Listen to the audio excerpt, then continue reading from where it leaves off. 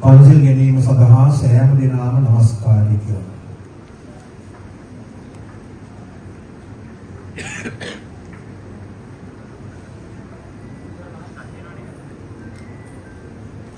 බුද්ධං සරණං ගච්ඡාමි ධම්මං සරණං ගච්ඡාමි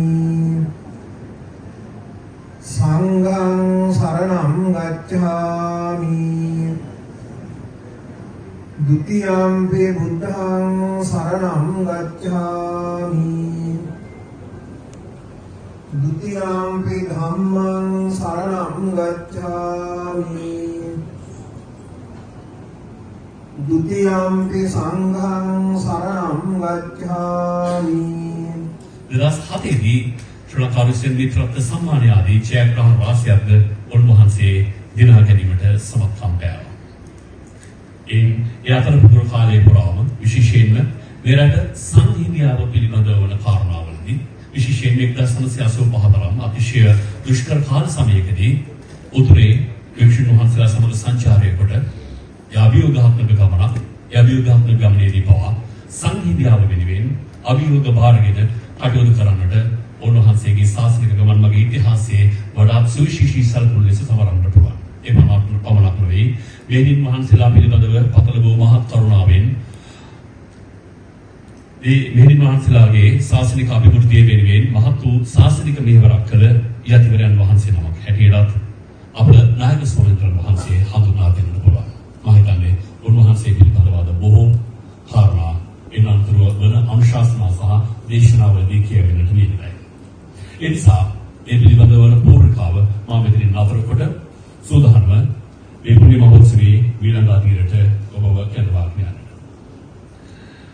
පැමිණ සිටින හැම දිනම ගෞරවයෙන් පිළිගැනීම සඳහා මාගේ ගෞරවනීය ආරාධනය අමරපුර වෛද්‍යවංශ පාර්ශ්වයේ නියෝජ්‍ය ලේකකාධිකාරී නම් කියන අවසරයි මොරපිටියේ විමල වංශ නාහිමිපාණන්ට.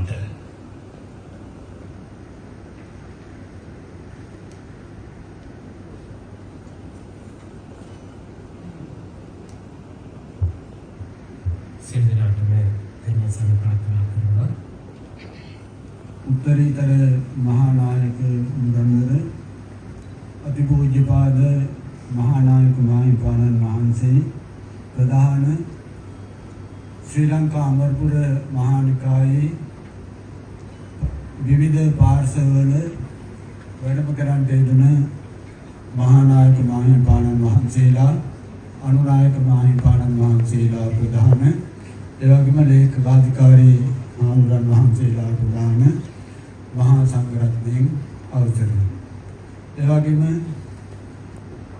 මෙහෙණින් වහන්සේ එවැගේම ශ්‍රී ලංකා ප්‍රජාතාන්ත්‍රීය සමාජවාදී ජනරජයේ ගරු බුද්ධ ශාසන අමාත්‍ය තුමන් ඇතුළු කොටගත්තු ගිහි පැවිදි සියලු දෙනාගෙන්ම අවසරයි. මේ අවස්ථාවේදී සුවිශේෂී අවස්ථාවක් උදා වෙලා තිබෙන්නේ මීට කලින් නිවේදනය කරන්නට යෙදුන නිවේදක මහත්මයා විසින් ශ්‍රී ලංකා අමරපුර මහානිකායේ වජිරවංශ පාර්ශවයේ ආරම්භය පිළිබඳව මතක් කරන්නට යෙදුණා. බුද්ධ වර්ෂ 2444 වැනි දී පැහැදිලිගොඩ ගංගාරාම විහාරස්ථානයේ කේන්ද්‍ර කරගෙන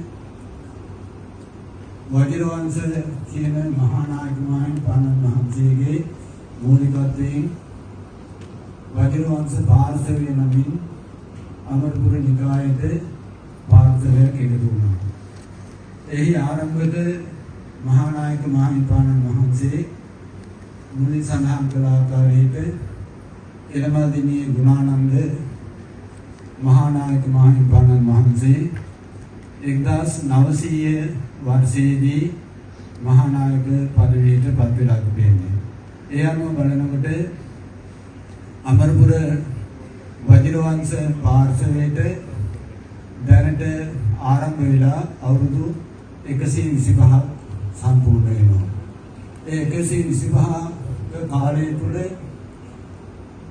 අමරපුර වජිරවංශ පාර්ශවයේ සෝභාම මංගල අතිගෞරවනීය මහා නායක මහින්පාණන් වහන්සේලා මේ වෙන විට 7 නමක් අපවත් වී වදාළා. වර්තමාන මහා නායක මහින්පාණන් වහන්සේ වන මහාචාර්ය වණ්ඩකන්දේ රතනසාර නායක මහින්පාණන් වහන්සේ මෙම පාර්ශවයේ 8 වෙනි මහා නායක මහින්පාණන් වහන්සේ. අද උන්වහන්සේට කෘතෝපකාර දැක්වීම නැත්නම් පූජෝපහාර දැක්වීම සඳහා ශ්‍රී ලංකා අමරපුර මහා නිකායේ වජිරවංශ පාර්ශවයේ කාර්ය සංඝ සභාව විසින් ඒකච්ඡන්දයෙන් උන්වහන්සේ අපේ පාර්ශවයේ මහා නායක ධුරයට පත් කර ගන්නට යෙදුණා. ඒ පිළිබඳව නිකාය වශයෙන් පාර්ශවයේ වශයෙන් උන්වහන්සේට තනමල්විල කිතුල්කොටේ රතන සදහම් භාවනා මධ්‍යස්ථානයේදී පසුගිය 8 වෙනිදා අමරපුර වජිරවංශ මහා නිකායේ මහා නායක පදවිය පිළිබඳව ශ්‍රී සන්නස්පත්‍රයයි. නමෝ තස්ස භගවතු වරහතු සම්මා සම්බුද්දස්ස ශ්‍රීමත්‍රී සුගත තථාගත සම්බුද්ධ සර්වඥයන් වහන්සේගේ පරිනිර්වාණයෙන් 230 වැනි ජම්බුද්දීපේ අග්‍රාජ්‍ය ශ්‍රී පදප්‍රාප්ත ධර්මාශෝක මහරජාධිරාජෝත්තමයාණන්ගේ ජේෂ්ඨ පුත්‍ර රත්නය වූද ජම්බුද්දීප තලයෙහි සම්බුද්ධ ශාසනය උද්ගලිත කොට වදාළ මොග්ගලී පුත්තදිස්ස මහා සීනාශ්‍රමයන් වහන්සේගේ සාද්දි විහාරික වූද මහා මහින්ද මහරහතන් වහන්සේ ශ්‍රීමත් ලංකාදීපයට වැඩමවා නෛර්යානික සම්බුද්ධ ශාසනය පිහිටුවා වදාළ තැන් පටන් උන්වහන්සේගේ පරපුරෙන් මහා විහාරීය ශාසන පරම්පරාවට බුරුම රට අමරපුර රාමඤ්ඤ ආදී දේශයන්ටද නැවත ලක්දිවටද ලක්දිවින් නැවතත් අමරපුරයටදයි සංගමනය වීමෙන් අවිච්ඡින්නව පැවතාමේ මෙසේ පැවත ආවූ මහා සංඝ පරම්පරාව විවිධ රාජ්‍ය ආඥාවන්ගෙන් ශ්‍රී ලංකාවේ පොදු මහ ජනතාවට අහිමිව තිබූ අවධියක බෝධිසත්ව ගුණෝපේත අතිපූජ්‍ය අඹගහපිටියේ ශ්‍රී ඥාන විමල තිස්ස මහා ස්වාමීන්ද්‍රයන් වහන්සේ පිහිටුවා වදාළ අමරපුර සමාගමට යන් අතිපූජ්‍ය භෝගපිටියේ ධම්මජෝති මහා ස්වාමීන්ද්‍රයන් වහන්සේ බුරුමයේ අමරපුරයට වැඩම කර සුපරිසුද්ධෝපසම්පදාව ලබා ශ්‍රී ලංකාද්වීපයට වැඩම කර සර්වඥ භාසිතයට ගරු කරමින් කුලගෝත්‍රයන් නොවිමසා බොදු පුතුන් පැවිදි කර උපසම්පදාව දී වදාළහ. එවන් අරමුණින් ඌව පළාතට වැඩම කර අස්ගිරි සංඝ පරපුරෙන් පැවතෙන රහුකොළ සුජාත මහා ස්වාමීන්ද්‍රයන්ගේ අතුරු භික්ෂු සංඝයාට ගල්හි කර්මය දෙවා වදාරා ඌව පළාතේ අමරපුර භික්ෂු වංශය ආරම්භ කළසේක. එම සංඝපුරේ මහානායක පදවියට පත් අතිපූජ්‍ය පඤ්ඤාරතන හිමිපාණෝය. උන්වහන්සේගේ ශිෂ්‍ය පරම්පරාවට අයත් එක් හිමි නමක් වූයේ රාගම පොල්පිති මූකලාණී වැඩ විසූ පූජ්‍යපාද පඤ්ඤාරතන හිමිපාණෝය. උන්වහන්සේගේ ජේෂ්ඨ ශිෂ්‍ය පූජ්‍ය උඩුගම්පල විමල රතන ස්ථවිරයන් වහන්සේ පැවිදි කළ ශිෂ්‍ය භික්ෂූන් වහන්සේලා අතර ශ්‍රේෂ්ඨත්වයට පත් වූයේ කොළඹ පෑලියගොඩ ගංගාරාමාධිපතිව වැඩ විසූ අතිපූජ්‍ය එළමල් දෙවියේ ගුණානන්ද ස්වාමීන්ද්‍රයන් වහන්සේ. එම සමයේදී යතෝකාමරපුරයෙහි රාජාභිෂේක ප්‍රාප්ත මහා ධම්ම රාජාධිරජතුමන් විසින් කරවන ලද වජිරාරාමයෙහි අධිපති භූත පඤ්ඤා විසිරි සද්ධම්ම රජ මහා ධම්ම රාජාධිරාජ ගුරු යන රාජදත්තීය නාමෝපලක්ෂිත වජිරාරාම මහා ස්ථවිර ප්‍රමුඛ මහා සංඝයා වහන්සේ ලක්දිවට වැඩවදාළ තුන්වාරයෙහිම කොළඹ පෑලියගොඩ ගංගාරාමාධිපතිව වැඩ විසූ එළමල් දෙනියේ ගෞරවාර්හ ශ්‍රී ගුණානන්ද ස්වාමීන්ද්‍රයන් වහන්සේ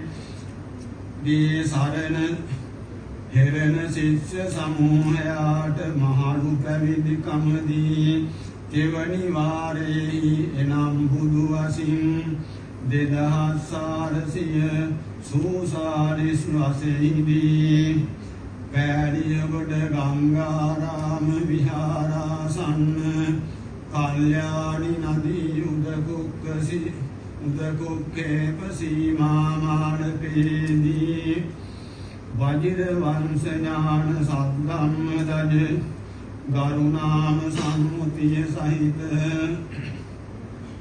මහානායක දුරය යතෝක්ත ගුණානන්ද මහා ස්වාමීන්ද්‍රයන් වහන්සේට ප්‍රදානය කොට අමරපුර වජිර වංශ මහානිකාය පිහිටුවා වදාළසේක.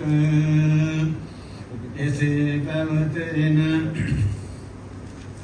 මෙම නිකායේ මහානායක ධුරය උසුලා වදාළ අතිපූජ්‍ය विनय कीर्ति श्री वज्रज्ञान वंशालंकार महामहोपाध्याय पूज्य पंडित नेल्लिवल विमल ज्योति महास्वामीन्द्रयन् महंसे अपवत्वीमें पुरप्पाडु महानायक दुरय सदः दक्षिण लंकावे प्रधान संगनायक विनय कीर्ति श्री सद्धानंद वंशालंकार पद्मवितिये गुणरत्न नायक इष्टवीर्यन् महंसेगेहा महोपाध्याय कम्मट्टानाचार्य पूज्य पद्मवितिये वज्रज्ञानयन महा इष्टवीर्यन् महंसेलागे ज्येष्ठ शिष्य उद कैलनीय तोरणान्विय अमर सेकर අභියෝග කරන කෙනෙක් පතසාරහන මම මේක පිළිගන්නව නෙවෙයි අරුත්නාසේ එහෙමයි. ඒ වගේම පහුගිය කාලේ දිව්‍ය ලෝක සම්බන්ධයෙන් ප්‍රකාශයක් කරලා සමාජ මාධ්‍යවල දැඩි විවේචනයට භාජනය වුණා. ඉදිරි කාලේ මේ කරන එකක් නැති වෙයි. වගකීම් වැඩි නේද? ඒක කියන්නේ මානසික ස්වરૂපය ඒකයි. ඒ සියල්ලට වඩා මා අගය කරන දේ තමයි ජාතික ආගමික සමගිය වෙනුවෙන් භෝගාමී මෙහෙවරක් උන්වහන්සේ ඉෂ්ට කරනවා. හැබැයි මම උන්වහන්සේට මෙහෙම කියලා තියෙනවා. පන්සලේ දානශාලාවට අනිකුත් ආගමිකයන් කැඳවලා එකට දාන ගන්න කිව්වා. කෑම කණකින් විතරක් නේ සමගිය ගොඩනගන්නේ නැහැ. වේදිකාවක සමාසුම් වල වාඩි වෙලා සිටි ධර්මයෙන් මේ සමගිය ගොඩනගන්නේ නැහැ. ආගමික නායකයන් අතර අසමගියක් නැහැ. අසමගිය ඇති වෙන්නේ පහළ මට්ටමේ. ඒ නිසා අපේ අසිරි මහානායක ස්වාමීන් වහන්සේ වැඩ ඉන්නයි කමිටුවල. අසමගිය ඇති වෙන්නේ වාත් දුරට අද බැලුවාම පහළ මට්ටමේ. එතෙන්ද මේ සමගිය ගලාගෙන යන්නේ. අපට පුළුවන් වෙන ඕනේ සියලු ආගමිකයන් එකතු වෙලා කොතනහරි අසාධාරණයක් වෙනවා නම් ඒ අසාධාරණය අසාධාරණව කියන්නේ. කෝවිලක් තිබුණු තැනක පන්සලක් හදන්න යනවා නම් අසාධාරණයි. ඒක කාටත් පිළිගන්න පුළුවන් වෙන්න ඕනේ. පන්සලක් තිබිච්ච තැනක කෝවිලක් හදන්න යනවා නම් ඒකත් එහෙමයි. ඒ අසාධාරණව සියලු ආගමිකයන්ට පෙන්නලා දෙන්න පුළුවන් වෙන්න ඕනේ. එහෙම පෙන්නලා දුන්නාම තමයි මේ සමගිය උඩනගා ගන්න පුළුවන් වෙන්නේ. මට මතක් වෙනවා බුදුරජාණන් වහන්සේ වැඩ සිටිය කාලේ ජේතවනාරාමයේ ළඟ ජෛන ශ්‍රාවකෝ ආරාමය ගොඩනගන්න හැදුවා. බුදුහාමුදුරුවෝ අහක බලාගෙන හිටියේ නෑ. ස්වාමීන් වහන්සේලාට මතක් කළා මේක ගිහලා කුසල රජුන්ට කියලා ආරාමය වත් කරන්න. ස්වාමීන් වහන්සේලා වැඩියා. කුසල රජු සාකච්ඡාවක් ලබා දුන්නේ නැහැ. ඇයි අවලස්සාවේ නැදන්නේ තමයි.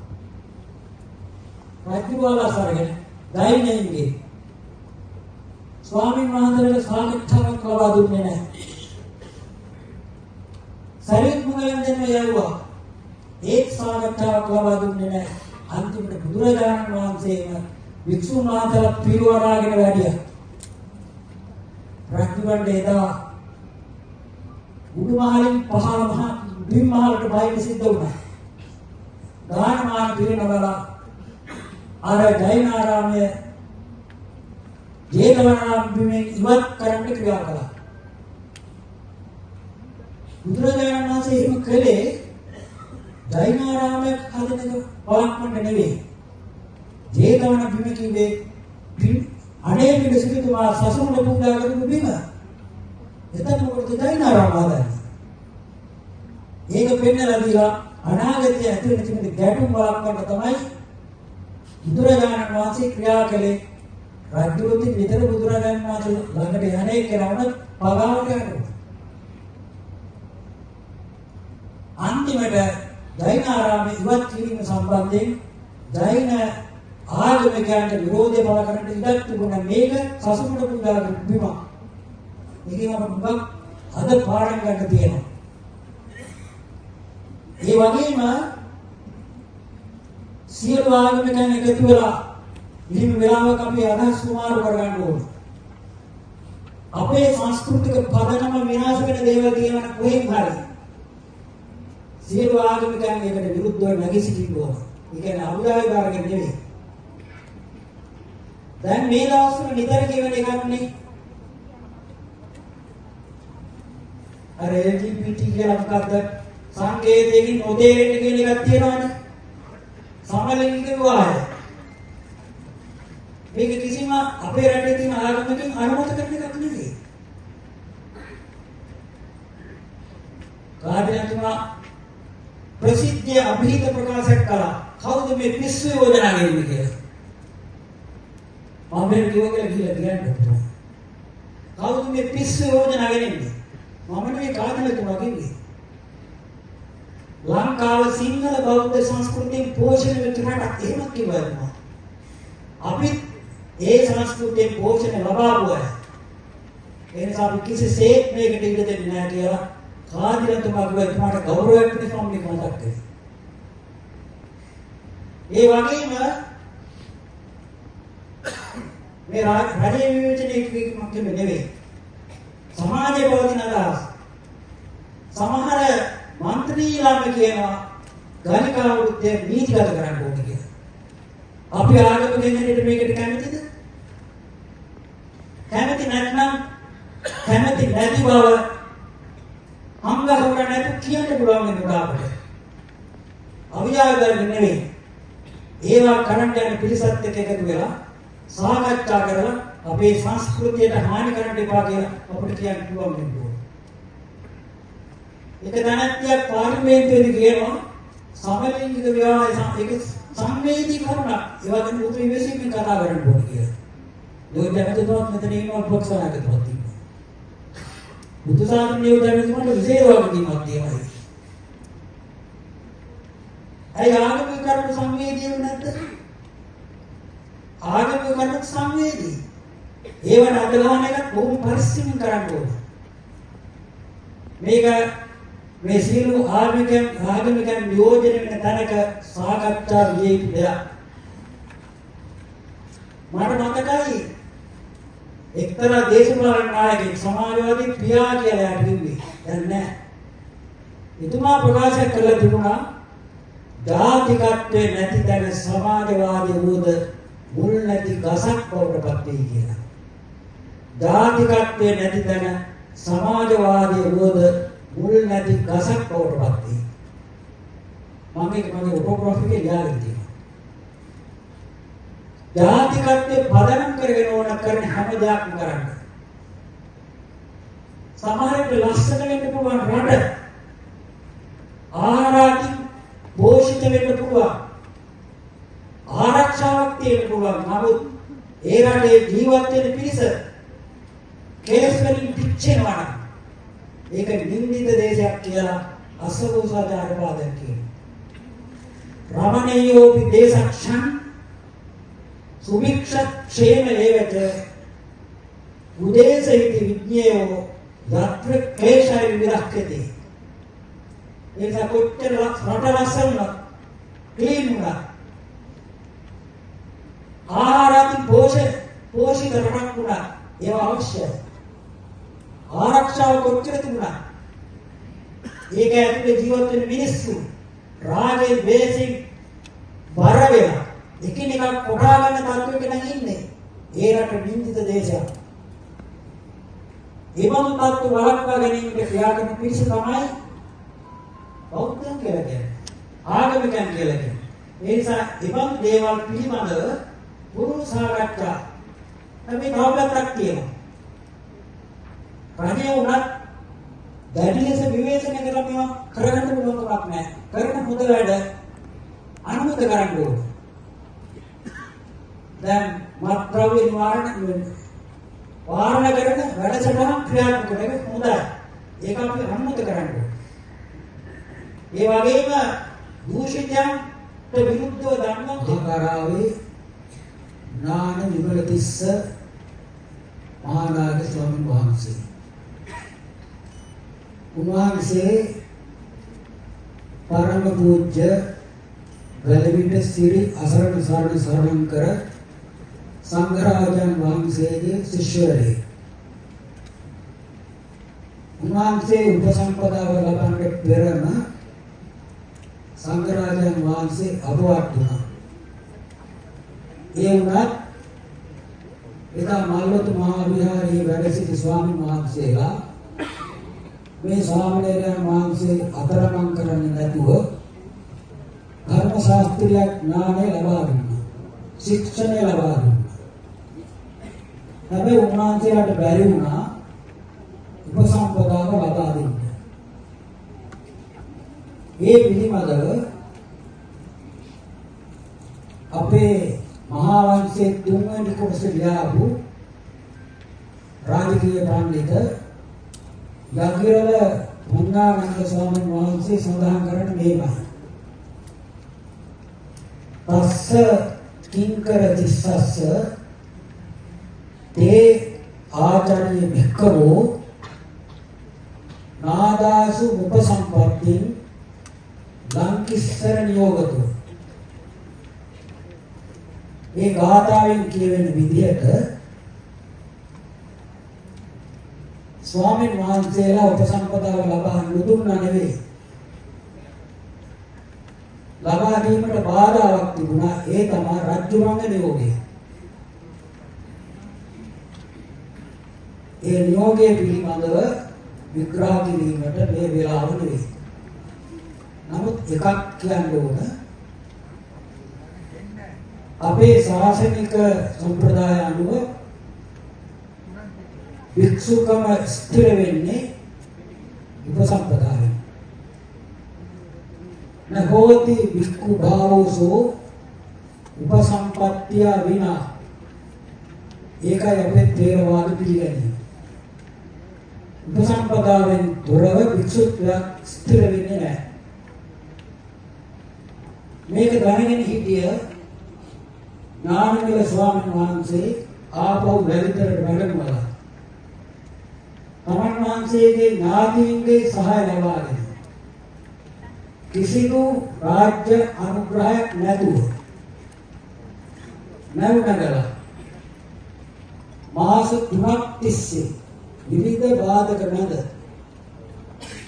දුහුදේ ගමන් කරලා බුරුමේ අමරපුර දේශයට වැඩම කළා. ඒ වෙනකොට ඊතර වැඩ සිටි සංඝරාජන් වහන්සේ ශ්‍රී ලංකාවේ මහා විහාර පරම්පරාවෙන් උපසම්පදාව අරගෙන ගිහිල්ලා හදාගත්ත වික්ෂු පරපුරෙන් ආපු ස්වාමීන් වහන්සේ තමයි.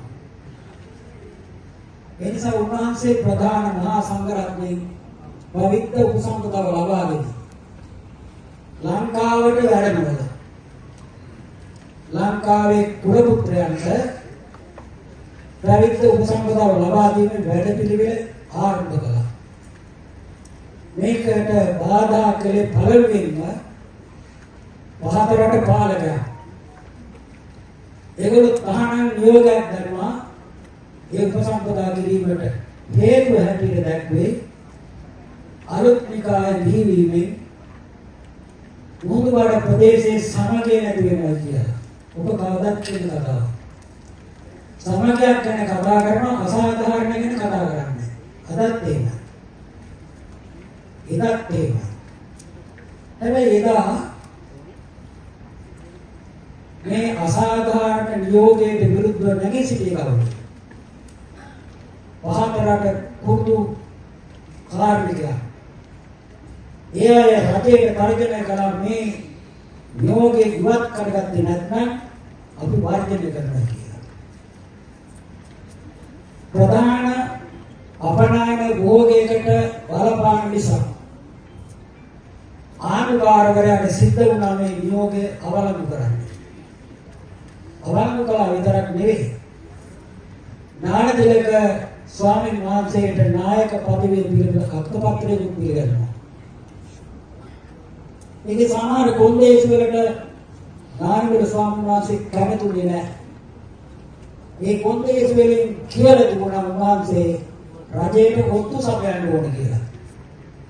රාජ්‍ය විරෝධී වැඩ තියෙනවා නම් ඒවා වාර්තා කිරීමේ වගකීම නානගල ස්වාමීන් වහන්සේට සුදු ජාතික පාලකයන් හොරලා දුන්නා. උන්වහන්සේ ප්‍රතික්ෂේප කළා. නැවත දුන්න අත්පත්‍රයේ සඳහන් වුණේ කාට හරි මහාන වෙන්න ඕන නම් නානගල ස්වාමීන් වහන්සේ මුල ගැහෙන්න. උන්වහන්සේගේ මගින් ආණ්ඩුකාරවරයාගේ අවසරය ලබාගෙන පැවිදි වෙන්න පුළුවන්. අවසරය නොලැබිච්ච අයට මහානකම ලබා දුන්නොත් දඬුවම් කරනවා. මහාන වෙන අයටත් දෙන අයටත් දඬුවම් කරනවා කියලා තියෙනවා. නමුත් උන්වහන්සේ ඒවත් එක ගැටෙන්න යන්නේ නැතුව ඉතාමත් බුද්ධිමත්ව ඉවසිලිවන්තව උපාශීලීව ක්‍රියාත්මක වෙලා මේ අමරපුර භික්ෂුවන්සේ ස්ථාපනය කරන්න ක්‍රියා කළා. උන්වහන්සේට ඒකට සහාය වුණා තව 4 නමක්. කපුගම ධම්මකන්ද, අත්තුඩාවේ ධම්මරක්ඛිත, භෝගහපිටේ ධම්මජෝති, කතරුවේ ගුණරතන කියලා ස්වාමීන් වහන්සේලා. ඒ 5 නමගේ ශිෂ්‍යාන් ශිෂ්‍ය පරම්පරාවෙන් පැවැතගෙන එන ස්වාමීන් වහන්සේලා තමයි අද ලංකාව පුරා පමණක් නෙවෙයි විදේශ රටවල පවා අමරපුර නමින් වෙඩි සිටින්නේ. අපේ පල්ලිකන්දේ රතනසාර ස්වාමීන් වහන්සේ මේ අමරපුර කියන වචනයට බොහොම ගරු කරනවා. ඒ ගරු කරන්නේම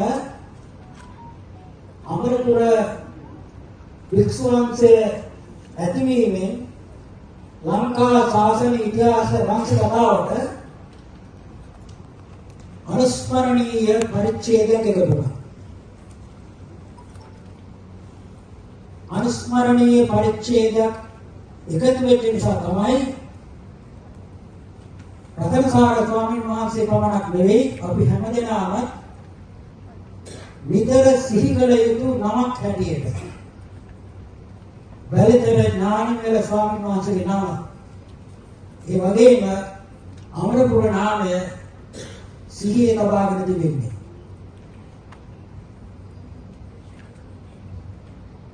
ඒ සිහියේ තබා ගන්නව විතරක් නෙමෙයි අපේ රතනසාර ස්වාමීන් වහන්සේ ටිකක් විජේදාසරාග පොත්තුමත්ම දන්නවා රැඩිකල් අදහස් තියෙන කෙනෙක්. පක්ෂ නායකතුමා තියනවා. ඒ කියන්නේ දේශපාලන අදහසින් නෙවෙයි. වික්ෂුණී සමාජයේ සම්බන්ධයෙන් අපේ ප්‍රධාන මූලස්ථාන වලින් කරලා තියෙන නිවේදනයට අභියෝග කරන කෙනෙක් රතනසාර හඳුනන. මම මේක පිළිගන්නව නෙවෙයි. අරුත් පුණාසේ එහෙමයි. ඒ වගේම පහුගිය කාලේ දිව්‍ය ලෝක සම්බන්ධයෙන් ප්‍රකාශයක් කරනවා. සමාජ මාධ්‍යවල දැඩි විවේචනයට භාජන වුණා. ඉදිරි කාලේ වෙන කරන එකක් නැති වෙයි. වගකීම් වැඩි නේද? ඒ කියන්නේ අධිවාස පාර්ශවයේ මහානායක මාහිමිපාණන් වහන්සේ වෙත පිළිගන්වන හැටියට අපි ආරාධනා කර සිටිනවා. සෑම දිනම ඔබේ අසුන් වලින් නැගී සිට ඒ සම්භාවනීය මොහොතට ගෞරවය ලබා දෙන හැටියට අපි ආරාධනා කර සිටිනවා. මේ මොහොතේ ආගමික හා සංස්කෘතික කටයුතු අමාත්‍යතුමන්ගේ සුරතින් පාලිකන්දේ රතනසාරාවිදාන මහානායක මාහිමිපාණන් වහන්සේට එකී සන්නස්පත්‍රය පිළිගැන්වීම සිද්ධ වෙන්නට යෙදෙනවා. මීළඟට ඒ උත්සව සභාවේ සිදුවෙන්නේ නිල විජිපත පිළිගැන්වීමේ අවස්ථාව. නිල විජිපත පිළිගැන්වීම සඳහා අපි ආරාධනා කර සිටින්නේ ශ්‍රී ලංකා රුසියානු තානාපති ගරු ලියාන් ජගරියන් මැතිතුමන්ටයි. එතුමන් උත්තරීතර මහානායක මාහිමිපාණන් වහන්සේගේ සුරතින් නිල විචිනිපත ලබා ගැනීමෙන් අනතුරුව මහාචාර්ය පල්ලකන්දේ රතනසාරාභිදාන මහානායක ස්වාමීන්ද්‍රයන් වහන්සේ වෙත නිල විචිනිපත පිළිගැන්වීම සිද්ධ වෙනවා.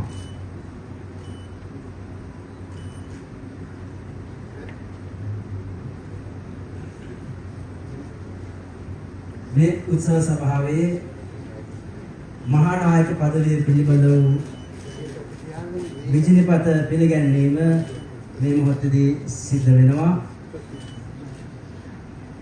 ඒ සඳහා සම්බන්ධ වුණ ස්වාමීන් වහන්සේ නමක් හෝ මේ ගෞරවයේ නම් ගන් කියවීමට අපහසු වුණා නම් අතපසු වුණා නම් ඒ සෑම දිනකටම අපි අනුගාඩුව පාල කරනවා. සෑම දිනම නැවතතාවක් අපි පිළිගන්නවා.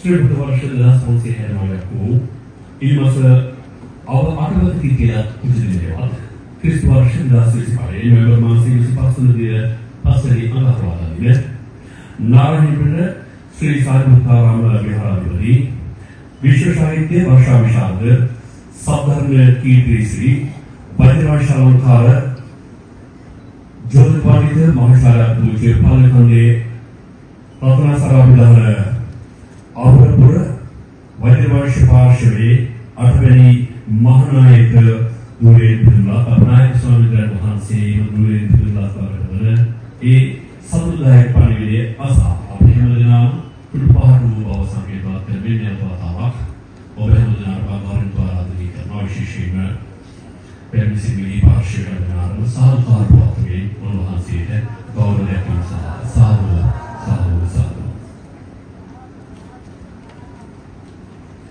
Then, උන්වහන්සේගේ ආමිනුව පක්ෂීවලින් ප්‍රසාද පූජා පිළිගැනීමේ අවස්ථාවට අපසාමදවාදී.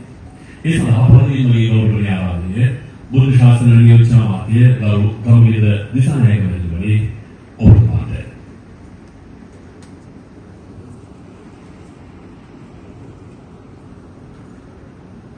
ඒකම ඉන අතුරුව ශ්‍රී ලංකාවට I came to the top level. That means to become the chief Buddhist prelate of Amarapura Vajravansa chapter. That is what we are celebrating here today. That's what I said. As a leading Buddhist monk, he is doing remarkable service, not only for Buddhism, not only for Buddhists, but for all human beings all over the world. You see, the great teaching of the Lord Buddha is not only for Sri Lankans, not only for Buddhist monks, but for the sake of all living beings. And Most Venerable Dr. Pallikande Ratnasara Mahanayaka Thera has applied that great teaching of the Lord Buddha into his life. Not for the sake of himself, but for the sake of all living beings. Therefore, this is the kind of life celebration of Dr. Pallikande Ratnasara Nayaka Thera. I just want to say one word. In Buddhism, we have already learned Yathavadi Tathakari. That particular character is, we can see from the Dr. Pallikande Ratnasara Nayaka Thera. As one of the leading monks, the Mahanayaka Thera was mentioned. If you want to say something, he said directly. He has a very strong, healthy backbone to say what he want to say, no matter what take place. Whether you like or not, take 1 minute, especially today, to convey the message of Most Venerable, my teacher, as well as teacher of Dr. Pallikande Ratnasara Nayaka Thera, the Padapitiye Vajranyana Nayaka Thera, who is living with me in my temple in Canada. Today he was able to attend this event, but unfortunately he couldn't make it, even though he has a great interest to attend this event. But due to some kind of immigration matters, he was unable to come and join. But he asked me to convey his message at this golden opportunity to wish all the best for a newly appointed Chief Buddhist Prelate of Amarpura Vajravansa Chapter, Dr. Pallikande Ratanasara Mahanayaka Thera. So at this time, I convey his message and all the best wishes for the Venerable Dr. Pallikande Mahathera, and to continue this journey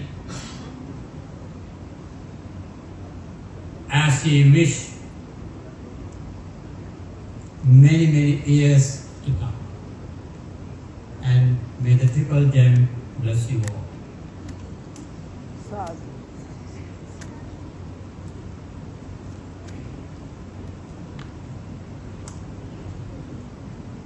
අපේ විජේදාස රාජපක්ෂ එතුමාගෙන්ද සියලුම පින්වතුන්ගෙන්ද අවසරයි.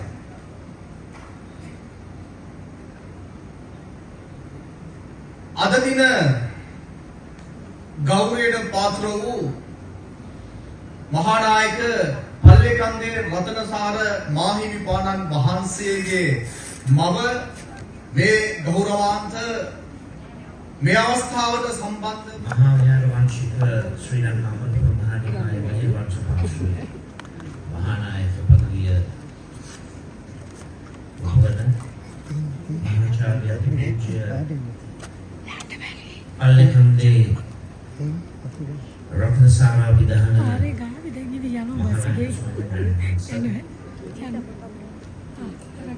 ශ්‍රී ලංකා අමරපුර මහානිකායේ චුලකන්ටි පාර්ශ්වයේ මහානායක මහෝපාද්‍ය අතිපූජ්‍ය ගාන්තුර යස්සජී මහානායක ස්වාමීන් වහන්සේ ශ්‍රී ලංකා අමරපුර මහා සංඝ සභාවේ මහලේකකාධිකාරී බලපිටිය භික්ෂු විශ්වවිද්‍යාලයේ මහෝපාද්‍ය දර්ශනපති අතිපූජ්‍ය බලපිටිය සීවලී නායක මහින්දපාණන් වහන්සේ गौरवनीय हालबंदनीय सुपेश्वरा मेनी मानस हिंदू आगमिक इस्लामी आगमिक क्रिस्टियानी कैथोलिक मेथोडिस्ट आगमिक सभाවට සහභාගී වී සිටින පින්වත් ඔබ සියලු දෙනාටම අවසරයි. ජන සමාජයට विशिष्ट आगमिक समाजीय सेवाවක් ඉටු කරපු මේ මොහොතේ ඉටු කරමින් යන අතිපූජ්‍ය පල්ලේකන්දේ රතනසාර විදාන නායක ස්වාමීන් වහන්සේට විශේෂයෙන්ම වජිරවංශ පාර්ශ්වයේ මහානායක පදවිය පිළිබඳ අත්පත්‍ර ප්‍රදානය වෙන මේ අවස්ථාවට සහභාගී වන ලැබීම ඉමහත් භාග්‍යයක් වගේම ගෞරවයක් කොට මාසරකයි. අමරපුර මහානිකාය පාර්ශ්ව 22කින් සමන්විත විහාරස්ථාන සභාවට සහභාගී වී සිටින පින්වත් ඔබ සියලු දෙනාටම අවසරයි. ජන සමාජයට විශිෂ්ට ආගමික සමාජීය සේවාවක් ඉටු කරපු මේ මොහොතේ ඉටු කරමින් යන අතිපූජ්‍ය පල්ලේකන්දේ විධාන නායක ස්වාමීන් වහන්සේට විශේෂයෙන්ම වජිරවංශ පාර්ශ්වයේ මේ මහා නායක පදවිය පිළිබඳ අත්පත්‍ර ප්‍රධාන වෙන මේ අවස්ථාවට සහභාගී වන්න ලැබීම ඉමහත් භාග්‍යයක් වගේම ගෞරවයක් කොට මාසලකට අමරපුර මහා නිකාය පාර්ශ්ව 22කින් සමන්විත විහාරස්ථාන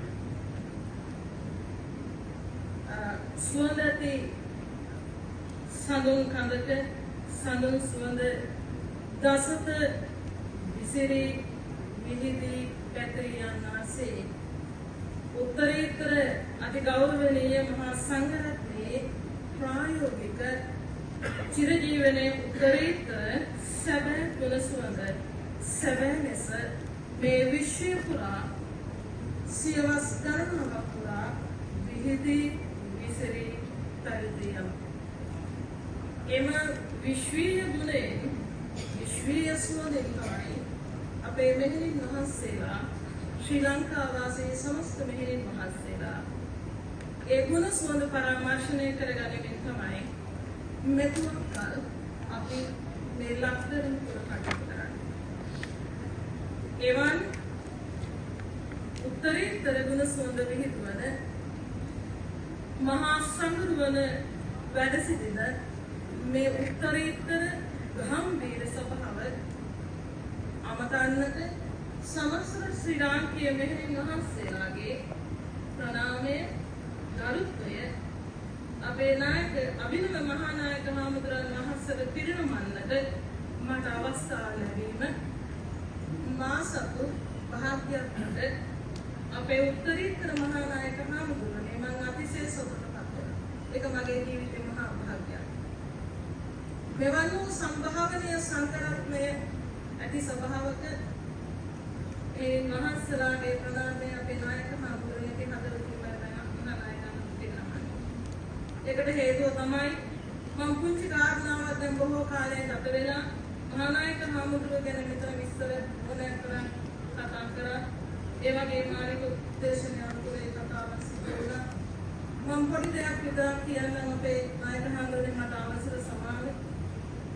මේ මහා සමාජය තුල පුංචි මේක කේවන පවුල තුල කුඩා කාලේ දියණි වරුන් වශයෙන් උපත් ලැබෙන අපේ මෙහෙණින් වහන්සේලා ඒ ලස්සනම කුඩා කාලේ සිටලා අස්සම දර්ශනය වෙන්නේ නැත්තේ අපේ හාමුදුරන් වහන්සේලාගේ දෙවි. මේ දෙනුවන් වාසනාවන්ත වුණා මේ මහ සංඝරුවනට දකින්නට අපේ දේශවන් වාසනාවන්ත වුණා මහ සංඝරුවනේ දේශනා ශ්‍රවණය කරන්නට. එහෙම කියන්න හේතුව මං කුඩා කාලේ කවිදේට මම මෙහෙණින් වහන්සේනමට ආශ්‍රය ඉස්තර කළ දුන්නේ. අපේ පවුල තමයි පන්සලේ නායක ප්‍රධාන නායක මහත්මයා මගේ පියාණන්.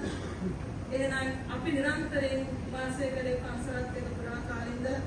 ඒ නිසා මට දැනුණ හාමුදුරන් වහන්සේගේ මේ ජීවිතයේ දකිද්දි හාමුදුරන් වහන්සේ දකිද්දි මට දැනුණ සතුට මේ කසාවත දරලාගෙන සිට ශ්‍රී ලාංකීය සමස්ත මෙහෙණින් වහන්සේලාට සතුට දැනෙනවා.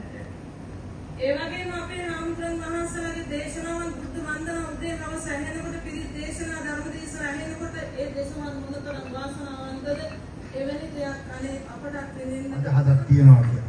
ඊට පස්සේ අම්මා විවාහ තත්ත්වයටපත් වෙලා ඊළඟ ප්‍රාර්ථනා කරා පිරිමිදරු. ඉතින් මාව ලැබුණා. ලැබෙන්න කලින් අම්මා දැක්ක සිහිනේ දැක්ක මම ඉතාම උසස් තත්ත්වයටපත් වෙලා කියනවා. ඉතින් සීයා කියලා තියෙන්නේ වන් ඔබට හම් වෙන්නේ රජෙක් කියලා. මේ පුතා රජ වෙනවා. අපි රජ වෙන්නේ කොහෙද මේ ගම්බද අපි ඈත පිටිසර පළාත්වල. නමුත් කොහොම වුණත් අම්මා ඒක අදහස ඉදිරිපත් හිතාගත්තා. ඉතින් මම කල්පනා කරා අපේ සීයා කියාපු අදහස මුදුන්පත් වුණා මේ වගේ තත්ත්ව අපේ මේ සමාජයේ හැටියට අද ලබන්න පුළුවන් ඉහළම තත්ත්වයක් මට ලබා දුන්නා අපේ සංඝ සමාජය. ඉතින් අපි සෑම දෙනාම අපේ පාර්ශ්ව දෙකම ඉතාමත්ම ශ්‍රද්ධාවන්තයි. අපේ අම්මගේ පාර්ශ්වෙත් ශ්‍රද්ධාවන්තයි. තාත්තගේ පාර්ශ්වෙත්